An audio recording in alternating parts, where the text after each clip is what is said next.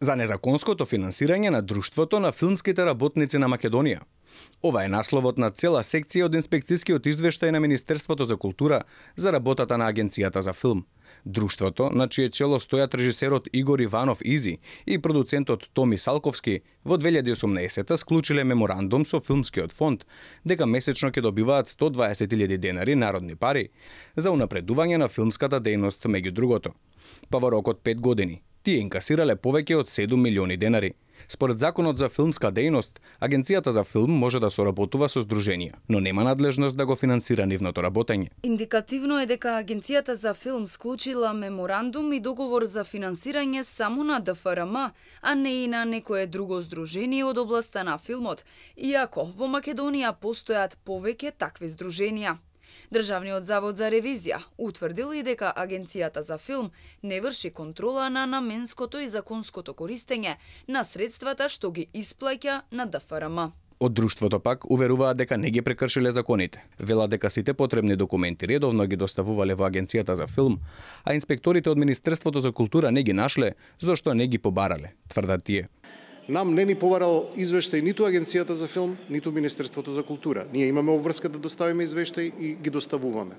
Наодите дека фестивалот Браќа Манаки и Друштвото на филмски работници не доставувале извештаи се смешни. Значи не постои незаконско финансирање на ДФРМ од страна на Агенцијата за филм.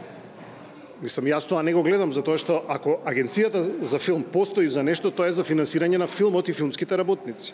Но и покрај ова тврдање на Друштвото, инспекторите од култура утврдиле дека тие не дале отчет како ги трошеле народните пари цели 2 години, односно дека нема трак, каде завршиле скоро 3 милиони денари. Додека пак Агенцијата за филм не ги ни барала извештаите, иако имала законска обврска тоа да го направи. Од ДФРМ во соопштение до јавноста вела дека инспекцијскиот надзор во Филмскиот фонд е диригиран од Милчо Манчевски, односно дека цело едно министерство очигледно е наклонето кон еден режисер. Овој чин не може поинаку да се протолкува, освен да е постапување по налог, бидејќи целиот извештај на оваа работна група е повторно прераскажување на смешните тези на Милчо Манчевски, за кои многукратно се покажа дека се фабрикувани. Дали ова, негово здружување со Костадиновска Стојчевска, а подпомогнато од неговата блиска пријателка, државниот советник Весна Илиевска, која е автор на споменатиот извештај, укажува на концентрација на моќ, чија единствена цел е реваншизам кон успехот на домашната кинематографија и афирмирање на лажната неприкосновеност на Манчевски. Тие во соопштението го повикуваат и новиот предлог министер за култура Зоран Љутков да ги расчисти клеветите кои пристигнале од министерството.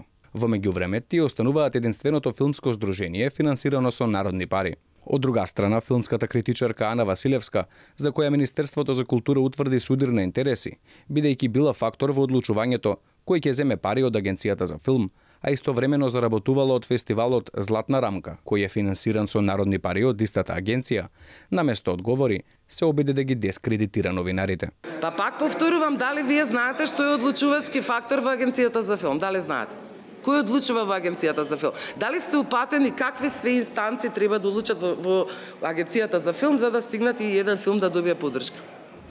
Дали сте упатени? Очигледно дека не сте. Да не губиме време, упатете се, па можеме подоцна да разговараме на оваа тема. Таа вели дека само антикорупцијска може да одлучи каде има судир на интереси, а не Министерството за култура, за кое го дели ставот со ДФРМ дека работи за интересите на Милчо Манчевски.